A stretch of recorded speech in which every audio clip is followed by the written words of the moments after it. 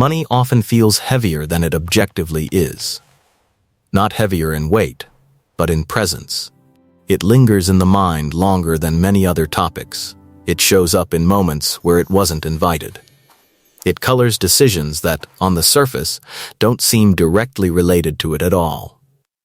Even when nothing urgent is happening, money can feel like a background pressure, a quiet companion that refuses to fully leave our awareness. We might assume that this heaviness comes from actual financial difficulty, from lack, from mistakes, from visible problems that need solving.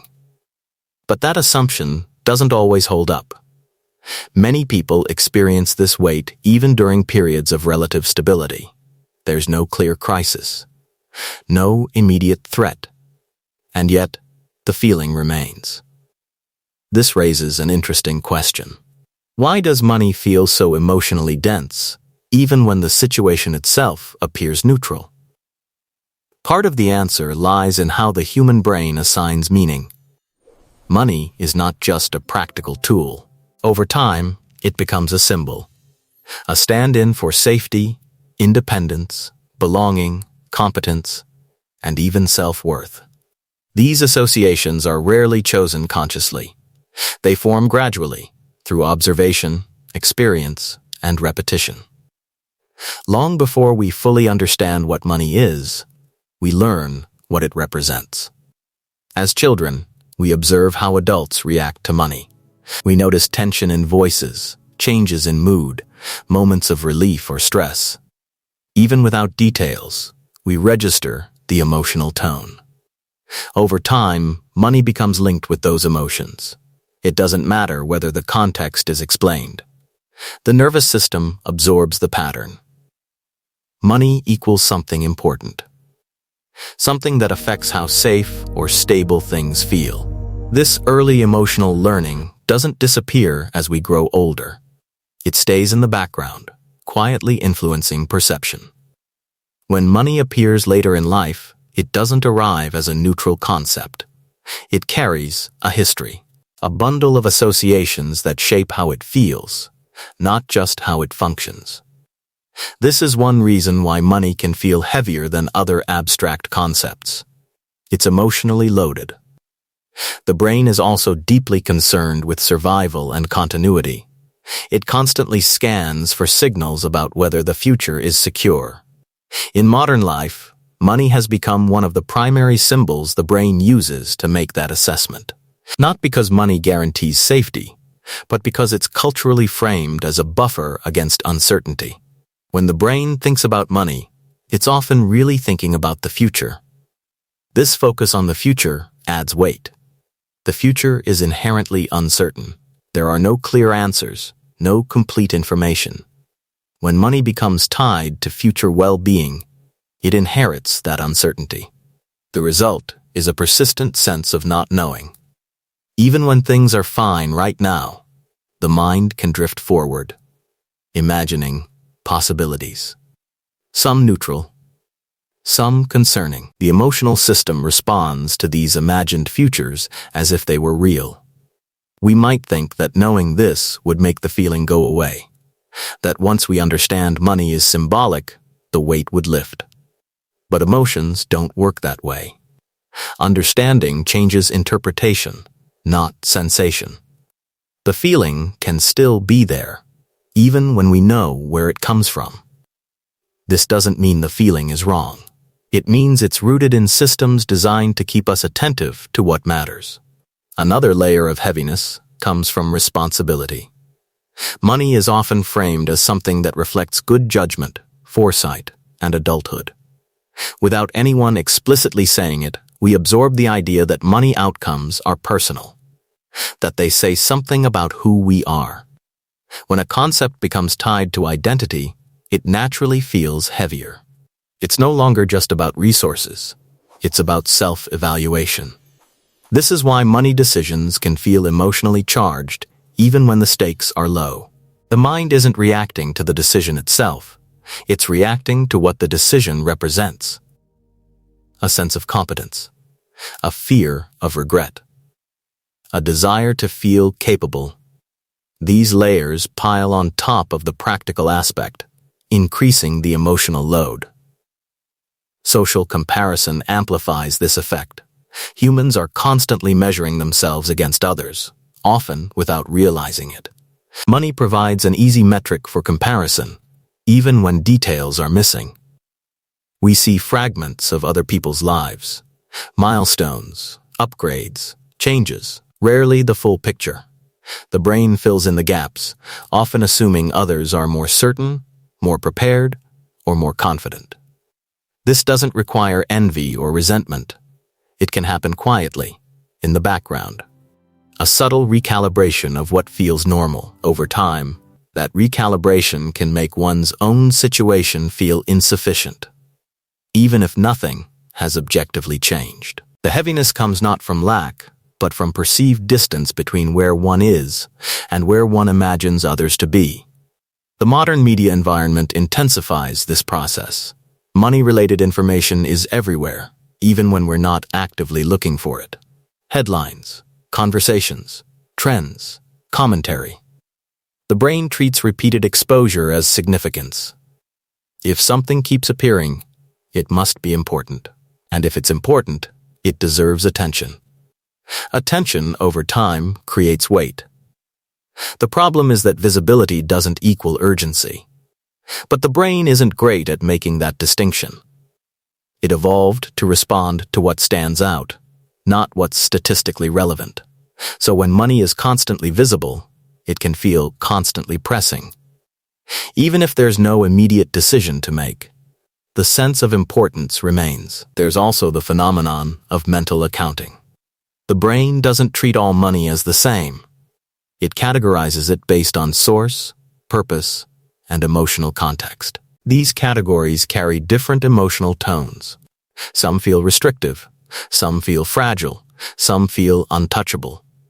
This categorization adds complexity, which adds weight.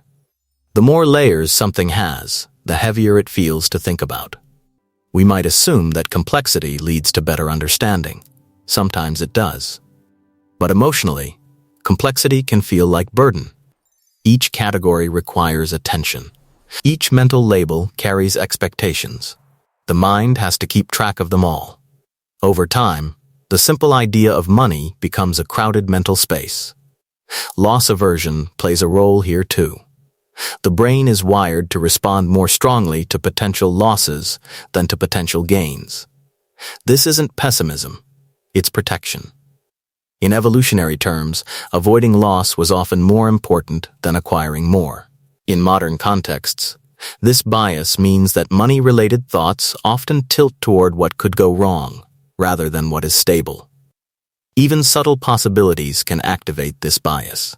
Not dramatic fears, but mild concerns.